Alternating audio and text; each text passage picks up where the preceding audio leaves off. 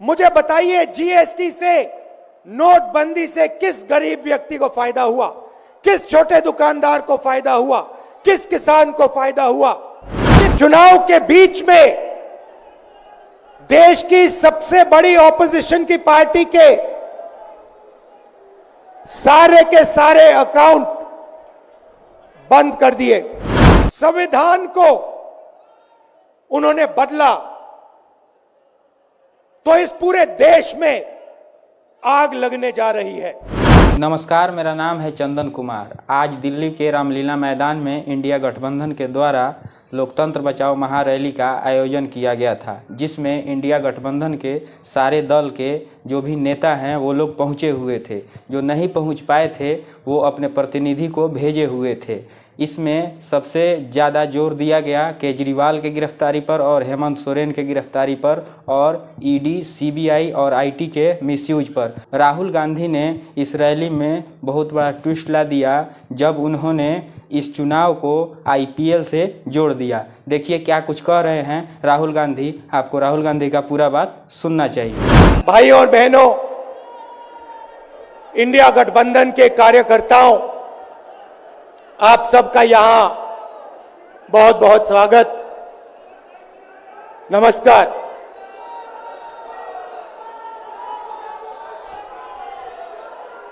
आजकल आईपीएल के मैच चल रहे हैं, देखते हो आप लोग। मैच फिक्सिंग शब्द सुना है आपने? सुना है?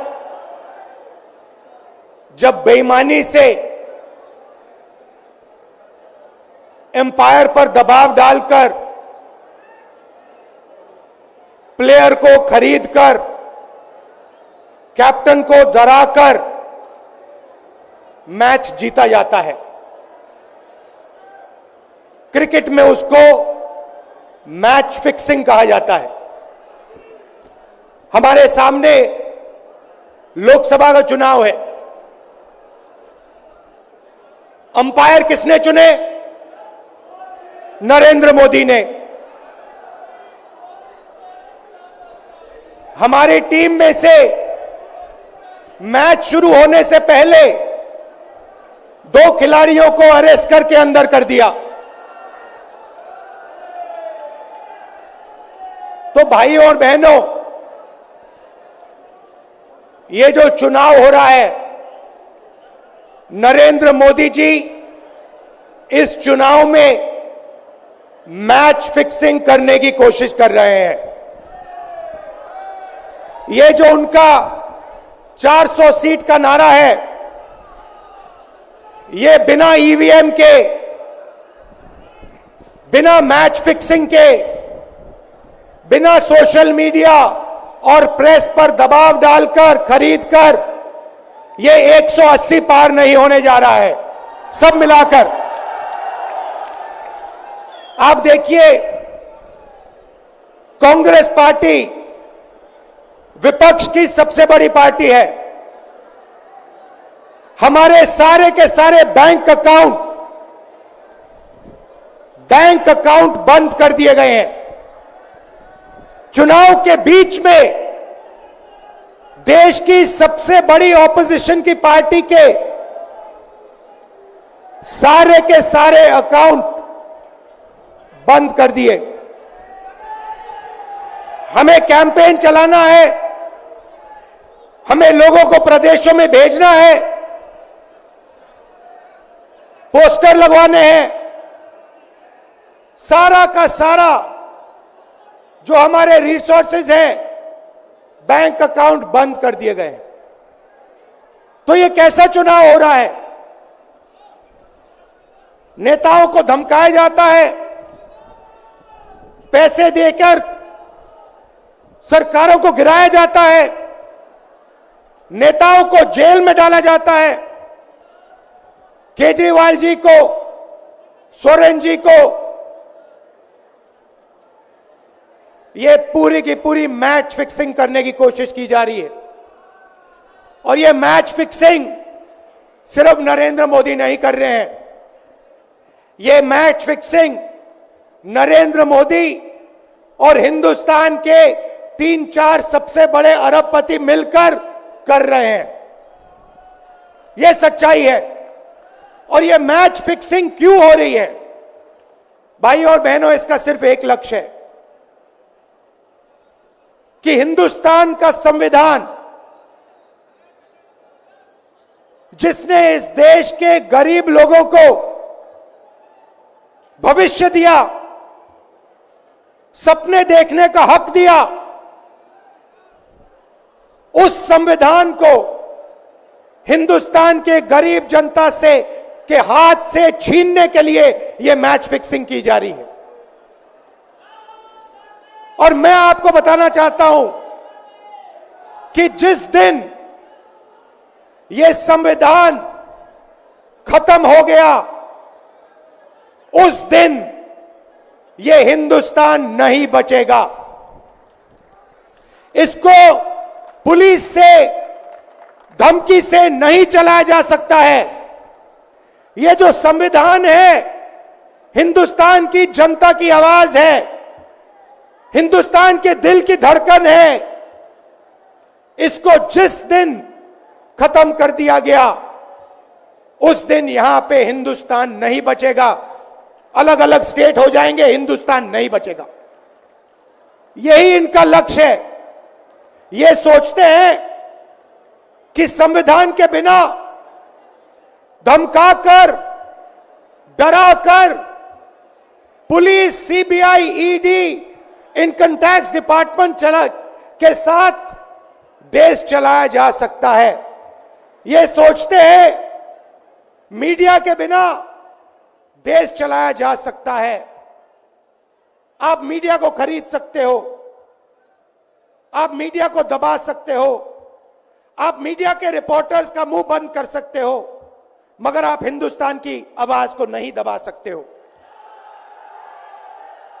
इस आवाज को कोई नहीं दबा सकता।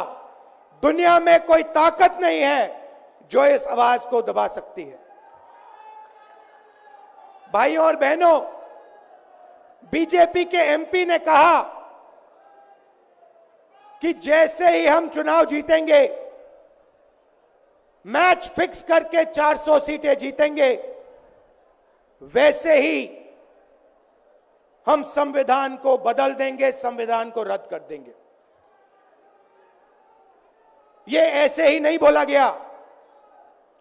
यह टेस्ट करने के लिए, आइडिया टेस्ट करने के लिए बीजेपी के एमपी ने बोला है।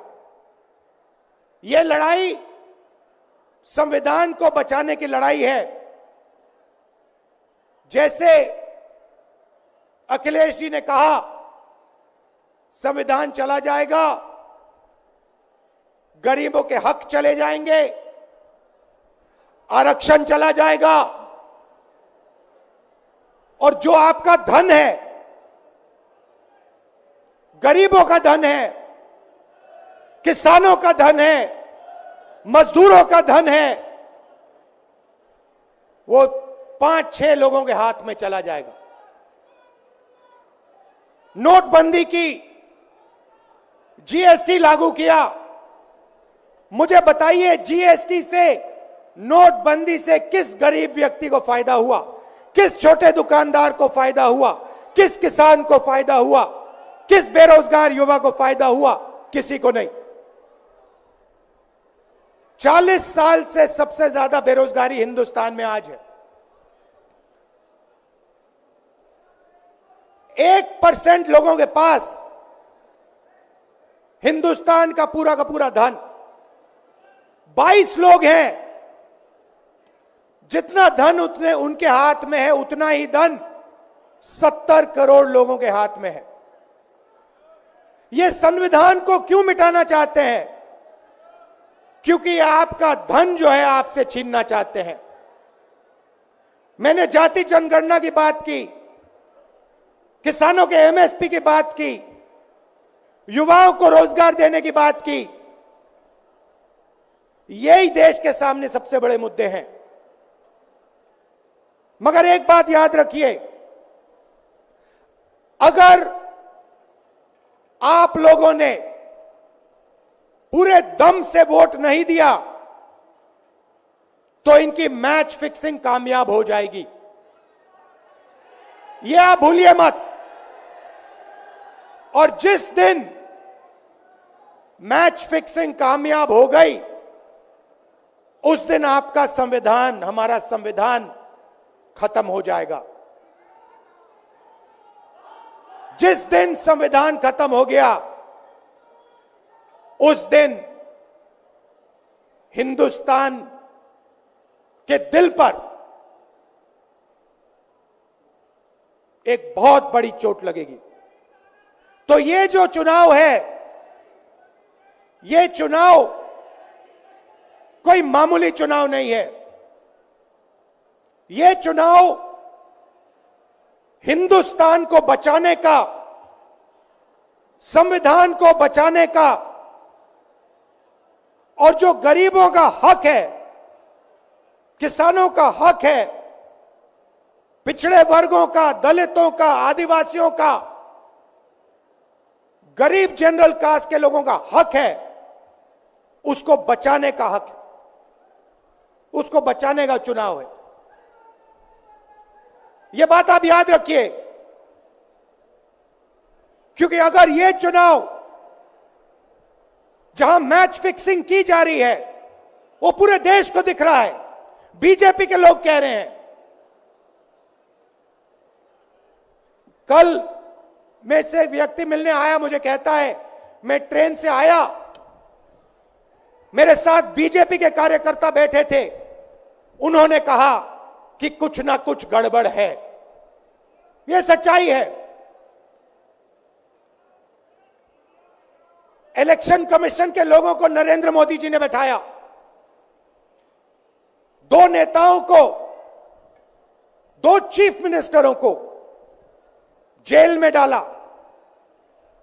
चुनाव से कुछ ही महीने पहले अगर डालना था तो 6 महीने बाद डाल देते, 6 महीने पहले डाल देते।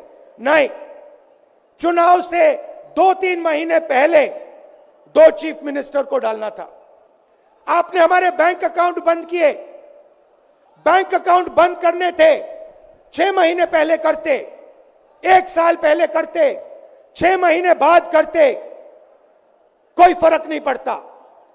आप चाहते हो कि विपक्ष चुनाव ना लड़ पाए, और इसीलिए आपने कांग्रेस पार्टी के बैंक अकाउंट रद्द किए, आपने इलेक्शन कमीशन में अपने लोग बैठाए, आप जुडिशरी पे दबाव डाल रहे हो, क्योंकि आप चाहते हो कि मैच फिक्स हो, संविधान रद्द किया जाए और आप सत्ता में रहो। मगर भाई और बहनों, मैं सच बोलता हूं, और मेरी बात आप अच्छी तरह सुन लो। अगर हिंदुस्तान में मैच फिक्सिंग का चुनाव बीजेपी जीते और उसके बाद संविधान को उन्होंने बदला, तो इस पूरे देश में आग लगने जा रही है। जो मैंने कहा याद रखो, यह देश नहीं बचेगा। यह चुनाव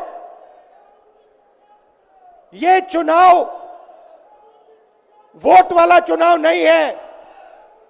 यह चुनाव हिंदुस्तान को बचाने वाला चुनाव है, संविधान की रक्षा वाला चुनाव है। धन्यवाद। जय हिंद।